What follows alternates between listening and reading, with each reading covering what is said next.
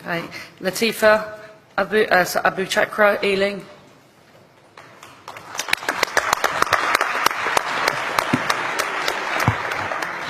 President, Conference, my name is Latifa Abu Chakra. I'm a first-time delegate and a first-time speaker. Thank you. I'm representing the Ealing Division in London, and I begin my address in the name of the Most High. Assalamu alaikum. Alaikum salam. When certain politicians and the media use the term muscular liberalism, that's just another word for racism and Islamophobia. This stance on Islam has led them into primary schools to ascertain why young girls wear the hijab, as it could be interpreted as a sexualization of these young girls. I say shame on Ofsted for victimizing young girls, for choosing to wear religious articles of clothing. There is no such measure made for other religions or other articles of religious wear.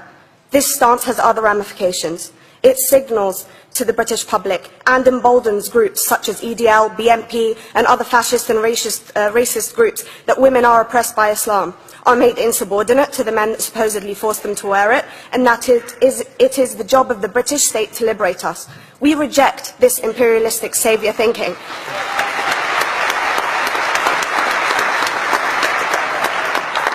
And I am here to state for all people who choose to practice their beliefs openly that we are not oppressed by our faith. Islam is not one homogeneous block. There are Muslim women who do not wear the hijab, and that is their interpretation of their faith. The Quran beautifully states, La ikraha fid din, which translates to, there is no compulsion in religion.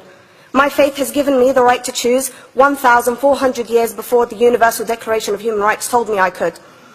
A fun fact for you, conference. My dad didn't want me to wear the hijab. I chose to. Those of faith, thank you. Those of faith should have the right to choose to wear their articles of faith. Sikhs wearing the turban, Jews wearing the kippah, or Christians wearing the crucifix. Practicing my right to freedom of expression through the hijab empowers me and other women like me to know that we are able to make decisions for ourselves. Through the hijab, women like me feel empowered to overcome the social expectations of sexualization that is relevant and has currently resulted in many cases of anxiety and worse. I can speak for myself and others like me. At school, I was able to focus more on the thoughts that were running through my mind than how good I looked to the world. The NUT has supported a woman's right to choose when it comes to pregnancy. I want conference to support my right to wear the hijab.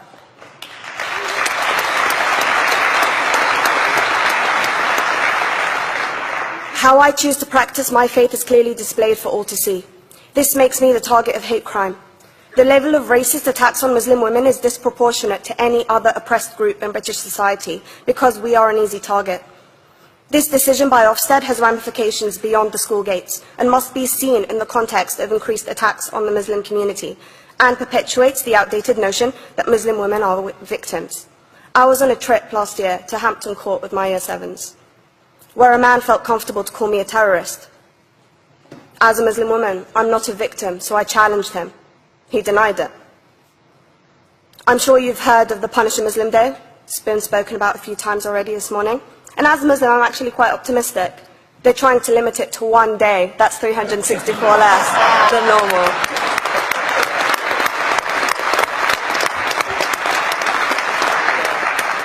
But let's be clear, conference. Islamophobia and other forms of racism affects non-Muslims too. If we don't challenge this stance as a collective, we may turn into a society like France, where women are forced by the law to choose between their faith and their education, their faith and their right to work in the public sector, their faith and their right to enjoy a day out by the seaside with their families.